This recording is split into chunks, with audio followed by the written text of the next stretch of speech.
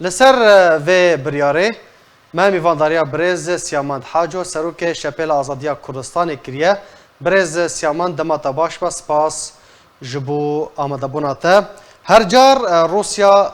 ویتو بکاردانی لیوی جاره روسیا هلویستا خواه گوهارتیه و ویتو بکارنوانی چه گوهارتن ده هفکیشا سیاستا چه بویه حتی که اف هلویست روسیا در نکد بيجن اف اريكاريا نتوي يكبوي يعني بريارا انجمانا اولهيا نتوي يكبوي صالات 2014 بهاي صالات 2014 و اريكاري نبس برياشاني دگه ملاتي سوريا اريكاريا نتوي يكبوي بريا سينوري الجورا سوري بيجي نشرعي وكا باب الهواء وحتى برينها سي سينوري دي سينورك العراقي سوري سينوري أردن سوري ودي سينوري تركي را أريكاري دچو سالا 2020 روسيا دس بيكر سر إيشيا بكي بيجي دوي أريكاريان توي يكبوي بقشتي برياشاني را بقه ملطي سوري هرجار تهديد ذكر فيتو بكاربيني بس تالي كاريبون ولاتين روج آفا روسيا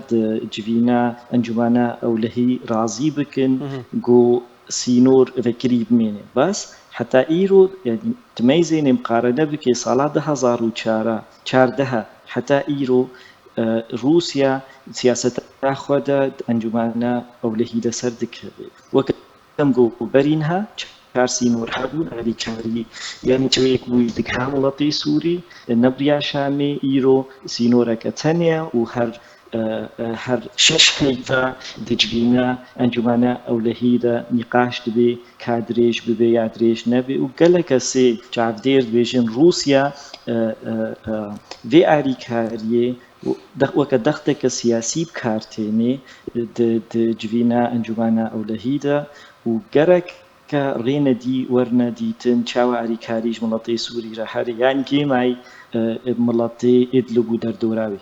باشا او ضغطه كنت بحث دكي روسيا جبو تشب كارتينا دخوازه يعني قال سوريا ابتزاز بك يان مرة من ويهان تشيه سياسة روسيا زلالش صالها 2015 بشتي بوا لاستقرانێکی ئەساسی دۆسیا سووری دە تخوازێ نیزامی قوین بکەیت تخوازێ نیزامی هێز بکەیت و تخوازێ هەرێمەی سووری گشتی بکەونە بن کۆنتڕۆلا سووریدا و ئەو زانن ڕووسانن هەکە ئەف ئاریکاریە ji Idlibî divê em zanibin Idlib û derdora Idlibê zêdetirî 4 milyon kes dibêne ev kesê ha bêhtir penaberin zêdeyî 2 milyon kesê li Idlib dimêne penaberin ji ber nîzamê bazdane û Rûsî dixwaze bi alîkariya netewê yekbûyî alîkariya insaniya didineva ser wa qut bike û bide nîzamê û ew zanin heke kete nîzamê ev alîkariya ha karê kontrolê herêmê jî bike û welatê Rojava zanîn ku ev çênavê bibe divê yek jê wekem ku penaberin bêhtirê nîvê wa di rewşeke gelkî xirab de dijîn û heke alîkarî ser wa bisekine karisel pêşiya يعني اف بريار بريز سيامند اف بريار و سوده بگهینه گلن سوریه ین کل ادلبه بیجن نوا کامپان ده یان اگر هيا دیسا بیجن ورا استغلال کرن ورا ابتزاز کرن و جبر ارمانجی ده ورا بکارانین روسيا تخوازي استغلال بك نظام جي تخوازي استغلال بك في بريارها لو ما جي روسيا صلاة 2020 قوت هكا نبي شش هيد هر شش هيدا نقاش كنو نبي سربي عريكاري امي فيتو اخو دين سربي برياري وناهلن عريكاري بردوام هري كيماي بريا انجمانا اوليكاري يعني بريا نتوي يكبوي وكم زانن انجمانا اولهيدا روسيا او صين حتى انها دقوتن امي فيتو دينن دجي في برياري قو شرطي ما بيك نون لو ماجي هرشش هيفا نو گفتو قود بي بريارها وي ادريش كرن ناي ادريش كرن بله تبهور يامدا حتى نتوي يكبوي برياري نصتين وقتك دريج يعني كيماي صالك يعني 2 ساله هر سالك 2 ساله برياري بستين وي روسيا محاوله بك استغلال بك محاوله بك اف كارثه انسانيه بيشيا خلقي ادلب كاربيني و تهديدا فيتو بتي و برساتي بيشي تقول شما في جاري روسيا قبول كر يعني ام زانن صالي شوي بروجانا گفتگو بو دانستاني دبلوماسي بندري گرتي دبون لفحاتن شيد بو في جاري روسيا بي تهديدات فيتو بدي زو قبول كر گوشش هيبتي دريج بي بلكي گريداي بي بدانستاني تركي ونظامي ونزانن جو تركي تخوازي دانستاننا